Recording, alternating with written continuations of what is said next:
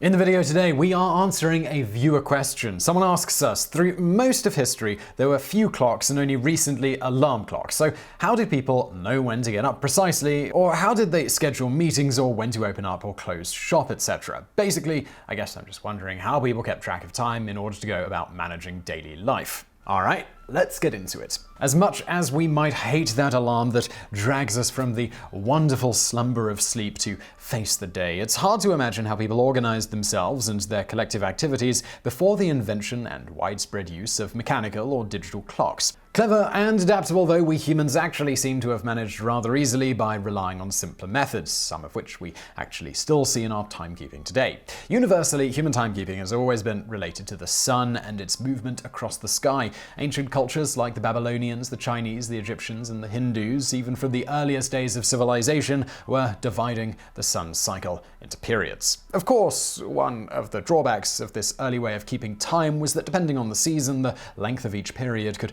vary quite a lot. Another drawback was that at night the sun was rather unhelpfully missing from the sky, but Egyptians, like us, they still needed to measure time. After all, how else would they know when the bars closed? Well, to get around this problem, their astronomers they observed a set of 36 stars, 18 of which they used to mark the passage of time after the sun went down. 6 of them would be used to mark the 3 hours of twilight on either side of the night, and 12 would then be used to divide up the darkness into 12 equal parts. Later on, somewhere between 1550 and 1070 BC, this system was simplified to just use a set of 24 stars, of which 12 were used to mark the passage of time.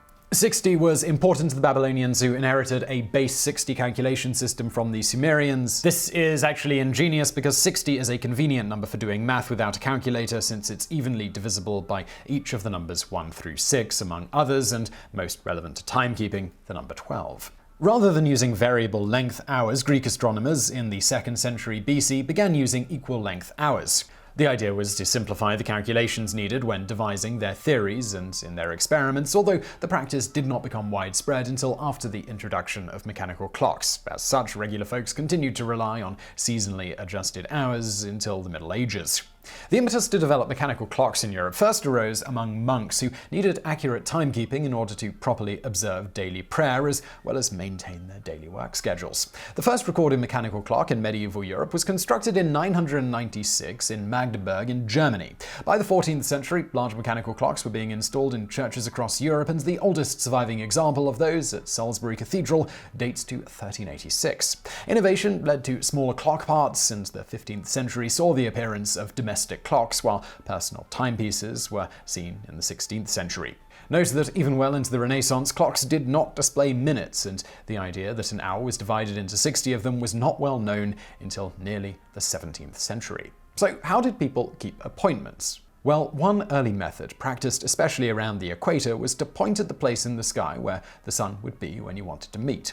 A more common practice, particularly in the middle latitudes, was to rely on a sundial. All types proliferated and included everything from a simple stick shoved in the ground to the shadows that fell from landmarks, such as Egypt's obelisks, to formally crafted devices. This popular method of telling time, and the fact that much of civilization sprung up in the northern hemisphere, is in fact how the whole clockwise thing came about. If you look directly at the North Pole from space, it would appear to spin counterclockwise. Given that spin, when a stick is placed in the ground parallel to the Earth's axis in, say, Egypt, the shadow cast by the stick as the sun moves across the sky will move in a clockwise direction. Notably, a similarly placed stick in Australia would cast a shadow that moves counterclockwise. As far back as when the ancient Egyptians and Babylonians were fashioning their first shadow clocks around 3500 BC, the measurement of time moved in a clockwise direction. Even as more precise timekeeping methods came about, sundials, which began in earnest around 1500 BC, remained popular throughout the Middle Ages and beyond, given their simplicity of construction and relative reliability. In fact, early mechanical clocks were often regularly calibrated to nearby sundials. So when mechanical clocks were introduced in Europe in the 14th century, their inventors were quite familiar with sundials and the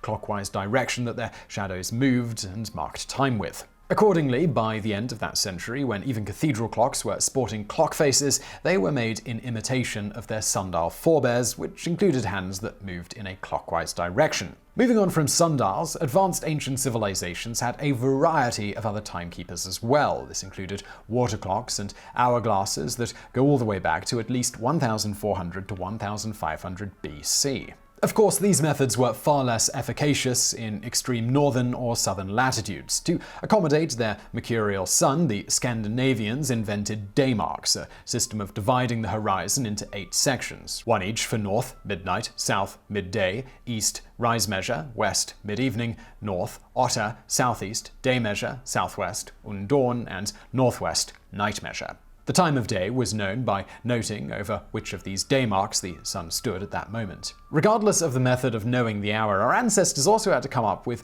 ways of getting up on time. One simple technique relied on a full bladder and was accomplished by the simple expedient of drinking a lot of liquid at bedtime. Yet another time-tested simple method, at least in rural settings, was to keep a rooster nearby. On the other hand, some approaches were dependent on the kindness of others. In communities served by a sizable religious institution, residents could often rely on the ringing of church bells or the call to prayer.